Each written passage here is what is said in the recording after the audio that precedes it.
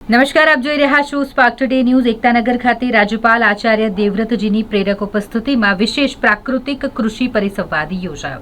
નર્મદા જિલ્લામાં પ્રાકૃતિક કૃષિ અંગે જનજાગૃતિ અભિયાનને વેગવાન બનાવવા માટે ગુજરાત રાજ્યના રાજ્યપાલ આચાર્ય દેવવ્રતજીની પ્રેરક ઉપસ્થિતિમાં પ્રાકૃતિક કૃષિ પ્રકૃતિના શરણે વિષયક વિશેષ પરિસંવાદનો કાર્યક્રમ યોજાયો હતો। ગુજરાત રાજ્યમાં પ્રાકૃતિક કૃષિ પ્રત્યે વ્યાપક જાગૃતિ અને સમયની માંગ પ્રમાણે ખેતી પદ્ધતિઓમાં સ્થાયી પરિવર્તન માટે રાજ્યપાલના સીધા માર્ગદર્શન હેઠળ પ્રાકૃતિક કૃષિ અંગે શિબિરો, કાર્યક્રમો સહિતની વિશેષ ઝુંબેશો ચાલી રહી છે।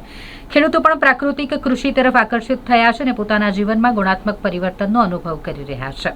પરંપરાગત કૃષિ પદ્ધતિથી પ્રાકૃતિક ખેતી તરફ બદલાવ તેમજ જળ, જમીન અને માનવ સ્વાસ્થ્યને કેન્દ્રમાં રાખીને રાજ્યપાલ આચાર્ય દેવવ્રતજીના પ્રેરક માર્ગદર્શન હેઠળ નર્મદા જિલ્લામાં વહીવટીતંત્ર દ્વારા પર્યાવરણ અભિગમ અપનાવીને આ કાર્યક્રમનું ખેડૂતો માટે આયોજન કરાયું છે।